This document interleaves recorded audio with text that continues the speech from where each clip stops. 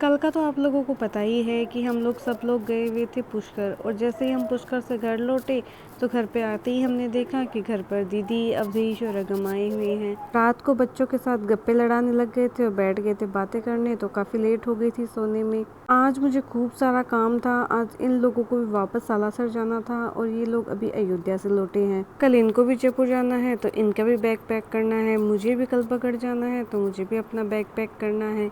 इसलिए काम तो खूब सारा है और टाइम कम है। सुबह सुबह फिर जल्दी से रेडी हुई और किचन में आ गई थी। किचन का काम भी फिनिश करना था, तो इसलिए उनकी फरमाइश से मैंने आज गट्टे की सब्जी बनाई और साथ में बनाए थे पराठे और साथ में बनाया था आम रस। सारा काम फिनिश करने के बाद फिर मैंने बर्तन साफ किए। 2:30 हो गए थे। मैं रूम में चली गई थी थोड़ी देर रेस्ट करने के लिए और 4 बजे उठना था क्योंकि इन लोगों को सालासर के लिए विदा करना था।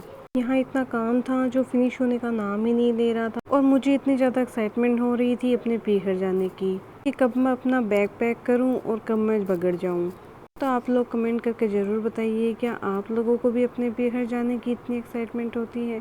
पहले तो मैं आज इवनिंग में ही निकलने वाली थी, बट इतना ज़्यादा काम होने के कारण फिर मैं निकल नहीं पाई। इसलिए मैंने प्लान बनाया कि कल सुबह मॉर्निंग में जल्दी इनके साथ ही निकल जाऊंगी। दोपहर में थोड़ी देर रेस्ट करने के बाद 4 बजे उठी और सब लोगों के लिए बील का जूस बनाया। जब बच्चे सीख कर आते हैं तो मेरे ऐसा रहता है कि मैं इनको कुछ अच्छा सा अपने हाथ का बना के खिलाऊं, बट आज तो ये एक दिन के लिए ही आए थे तो मैं इनको कुछ भी बना के नहीं खिला पाई थी।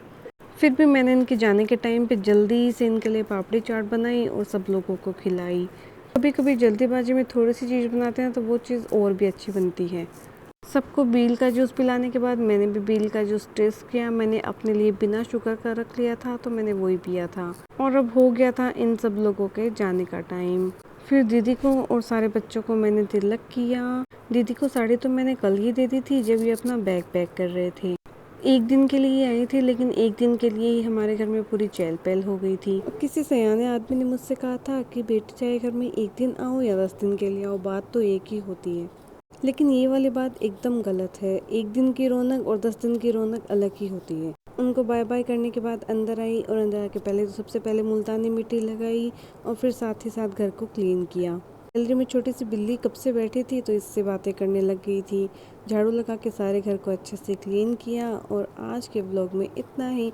मिलते हैं हमारे अगले व्लॉग में, तब तक के लिए सबको बाय बाय। जय श्री बालाजी की।